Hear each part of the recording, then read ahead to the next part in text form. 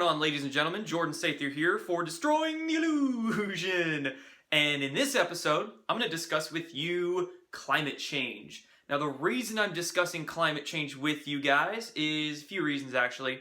One is the synchronicity of it all. I've been planning this video for a week or two now, and then I've recently, in the past day or so, had some people ask me, Jordan, do a video about climate change. I'm like, hey, there we go, let's do it. Also, is that I cannot go literally a day without logging on to the mainstream media or some mainstream science outlet and them having some propaganda piece on man-made global warming or climate change out there. So, and also, I think we have that, Al Gore Inconvenient Truth 2.0 dropping in a couple weeks here. So, in honor of all of that, here's my climate change video. So I have a few premises for you, as evidenced by the black arrows that we'll get to in a minute here, and then a couple things that we'll discuss after that. I have a lot of videos and articles that I'll link down below in the description that you can go do a lot more of your own research with, and there'll be a lot of science in those articles, because I don't necessarily have the time to go over all the science in just a few short minutes here, but I already know there's a lot of trolls that are they're waiting to get on their keyboard and start attacking me, going, Jordan, you're not a scientist, you don't have the credentials, yada yada yada. But just a word on that before we get into what I want to discuss in regards to climate change. What exactly is a scientist, right? I want to offer you this definition, okay? I looked it up. Just Google scientists. Let's check out the first thing that comes up. A scientist is a person engaging in a systematic activity to acquire knowledge that describes and predicts the natural world. That's it.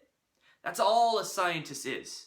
So by that definition, right, just because I don't have a fancy plaque on the wall with a diploma that I paid $100,000 for to get at a fancy institution, doesn't mean I'm not a scientist. By that definition, I'm a scientist, you're a scientist, pretty much everybody out there is, in essence, a scientist, because we're all just trying to make sense of what the heck's going on here. Some people who do have that diploma on the wall are still really bad scientists because they're simply regurgitating information that they learned in their schools, and it doesn't make any sense of the natural world that's going on.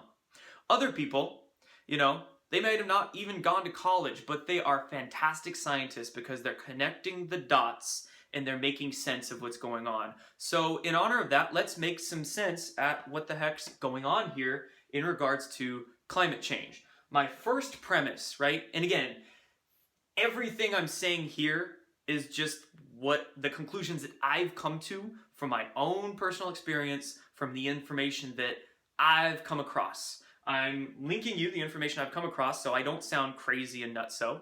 But again, these are just my opinions. First, climate change is real, but not man-made, okay?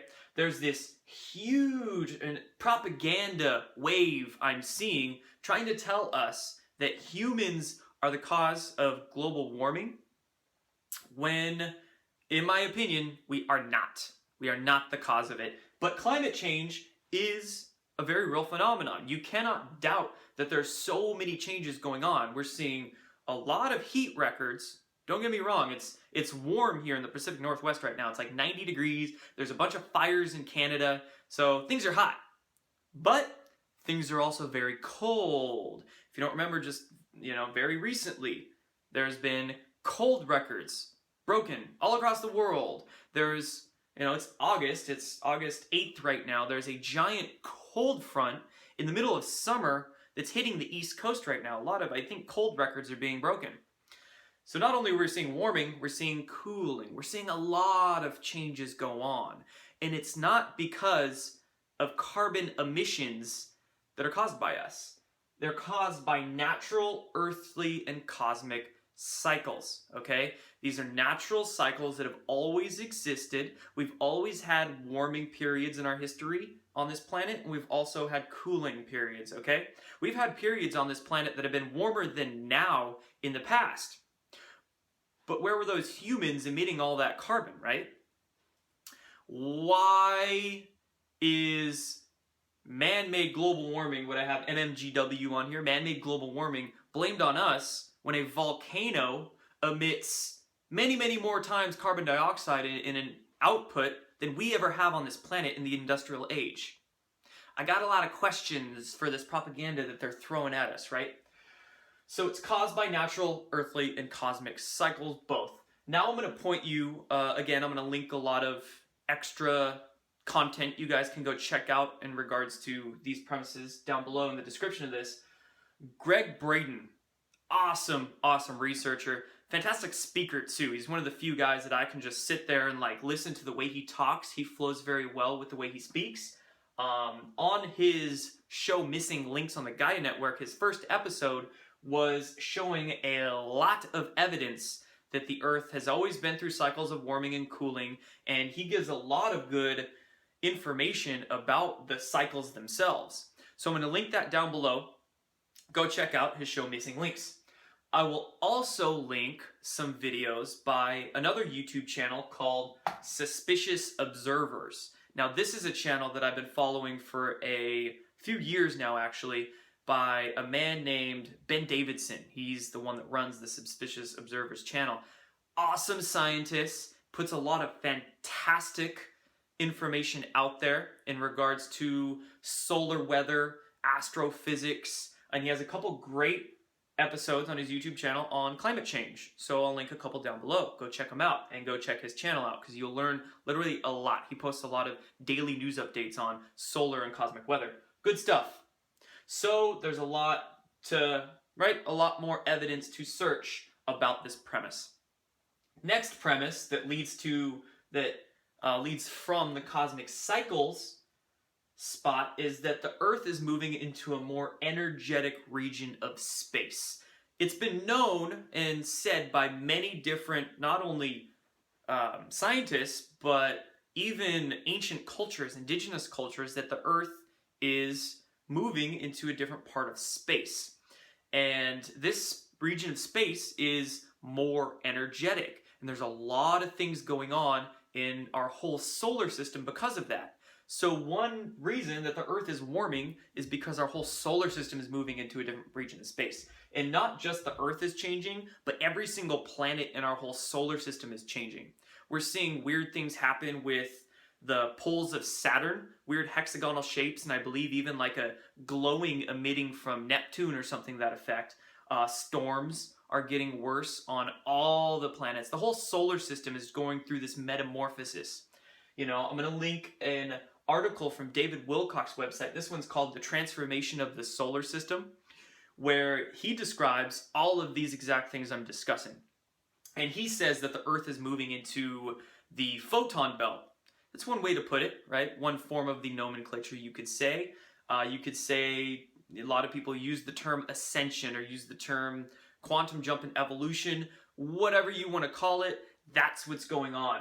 That's one of the reasons, along with the cycles. I mean, it's all interconnected, but the reason the Earth is changing so drastically is because that we're moving into a more dense, more energetic, more higher vibratory region of space, okay? And then lastly here, and this is a big one, right? This is one that I want you guys to really understand.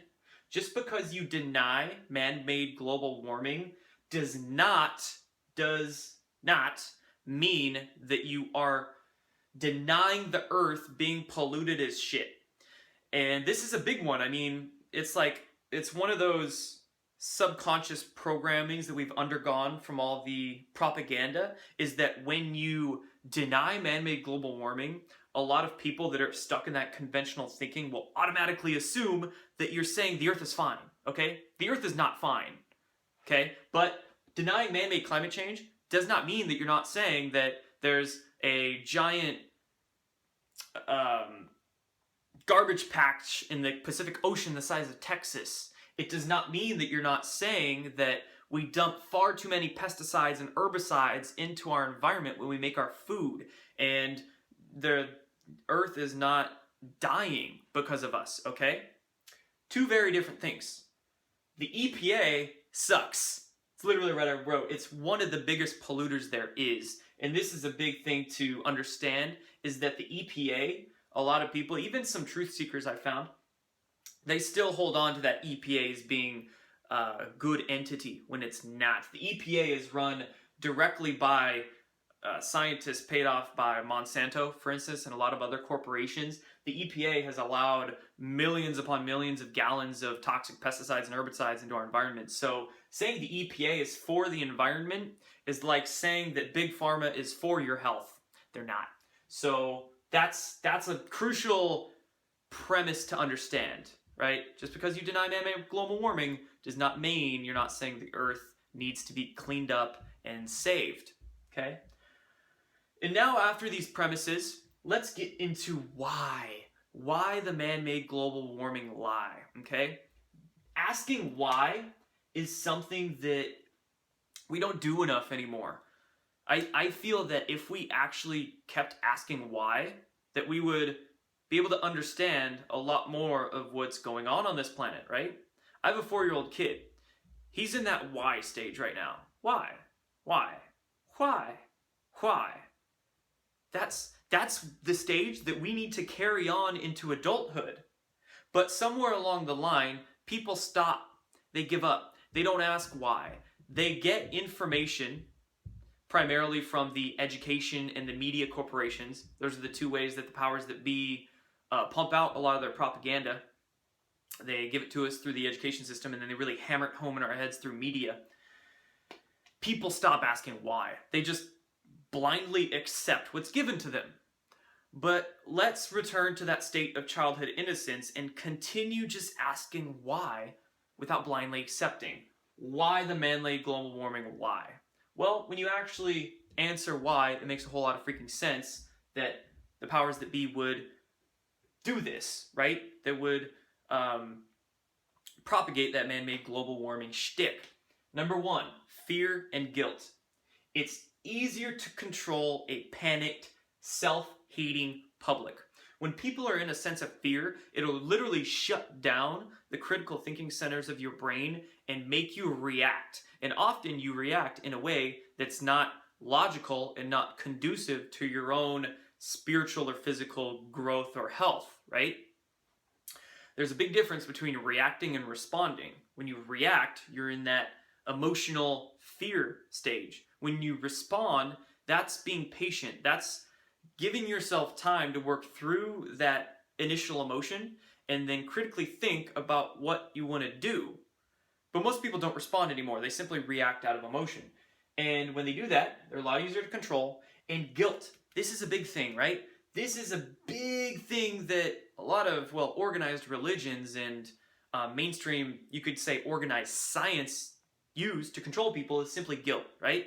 It's your fault. You're a sinner. It's your fault the earth is warming. It's your genes' fault you have disease. This is just a few examples, but do you see how well guilt has been used to really control people? And when you have a lot of guilt in you, I mean, that's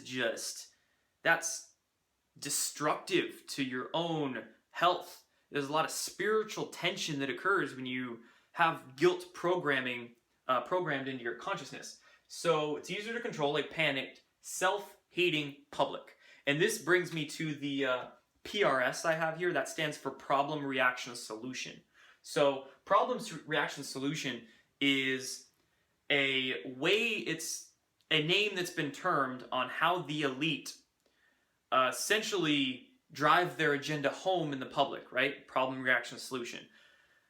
The elite create a problem. The problem wasn't there before, but they created it through, created this fake problem through the media and through their organizations, and they've hoisted this problem upon the public. The problem in this case being, we're the ones that cause global warming, okay? Reaction, they want the public to react in a certain way. That's why they created the problem. And with the solution, they've already had the solution pre-planned to give to the populace when they react. They react in that emotional reaction stage, right? So problem, reaction, solution. Elite create a problem, public reacts. Elite offers the solution that they've already had planned the whole time. And the solution that the elite has had while they've created the problem being man-made global warming is number 2 right here, GMOs and geoengineering, okay? The elite have used climate change as a convenient excuse to push these 2 things. There's probably many more things they've used climate change as an excuse for, but GMOs and geoengineering, they've pushed those upon us with climate change as the excuse, primarily man-made climate change. So they're saying, because there's so many droughts and the Earth's warming and, you know, all this stuff is going on in regards to weather extremes, we need to genetically alter the food to survive. Because of all this crazy weather going on, we need to modify the weather to control it so we can survive on this planet. Thus geoengineering, right? They're literally altering the Earth at their will, and this is a big excuse they're doing it for.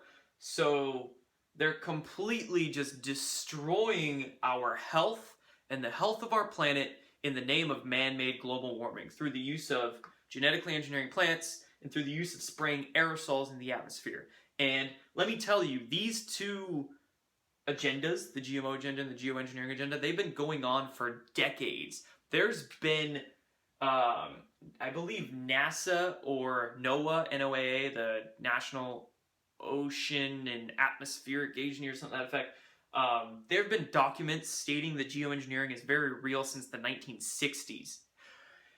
And we won't get into the nomenclature of chemtrails and geoengineering here, but there's a very specific reel that it's called chemtrail in it's called chemtrails is what I want to say here, but geoengineering is actually the proper terminology for it.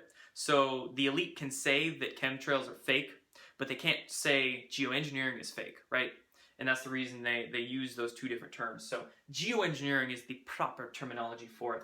But anyway, those are the 2 things, that tangent aside, that they're offering us the solution for, that people are eating up.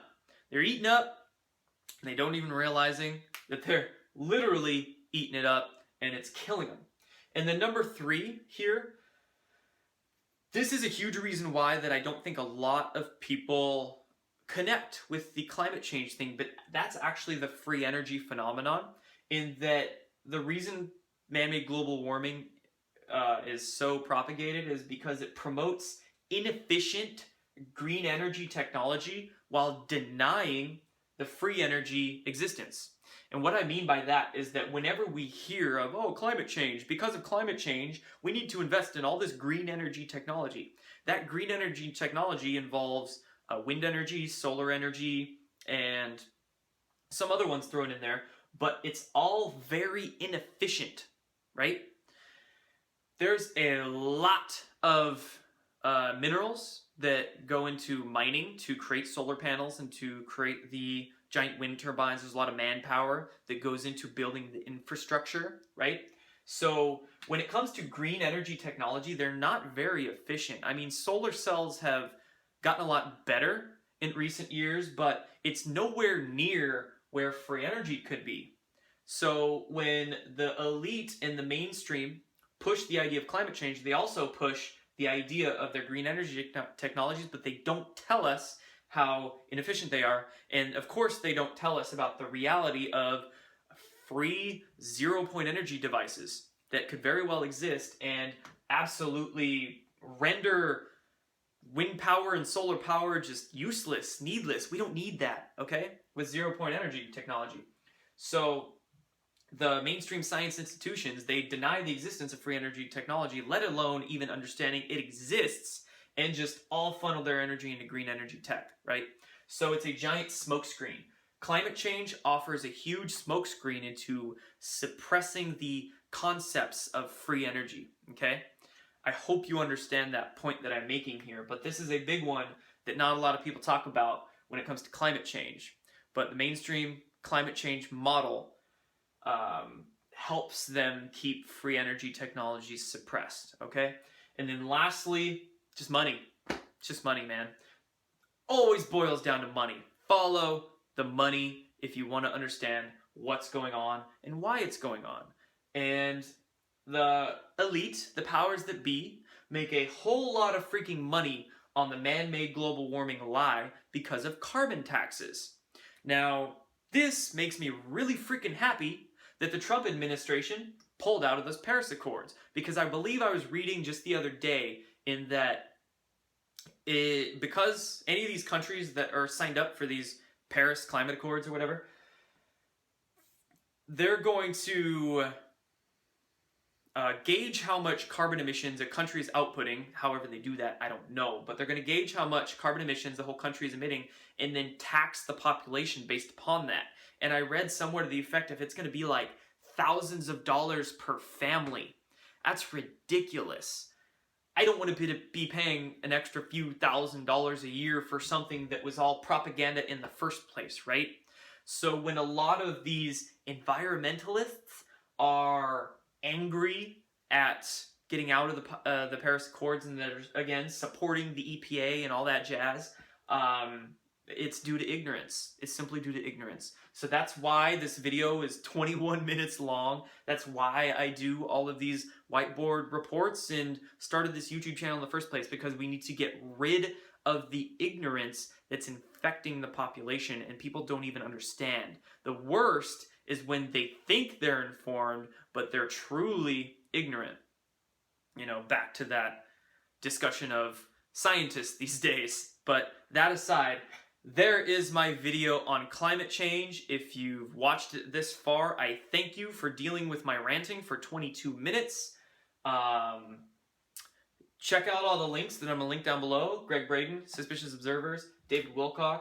And then I'll actually link, I forgot here, but let me throw it in. I will link a video about this concept, inefficient green energy and free energy tech. It's a video by Dr. Brian O'Leary, who is a former NASA astronaut. He's passed away now, but he was what we could call a whistleblower, in effect, or an insider who had a book called the Energy Solution Revolution or something like that. But he discusses free energy technology and how it just blows all green energy out of the water. I'll link a video of him down below. It's a short, like 8-minute video. Awesome one. Go check it out. So I'll rank Dr. O'Leary. So there's a few links to go check out. And keep on happening, my friends. Thanks for watching, and I'm done.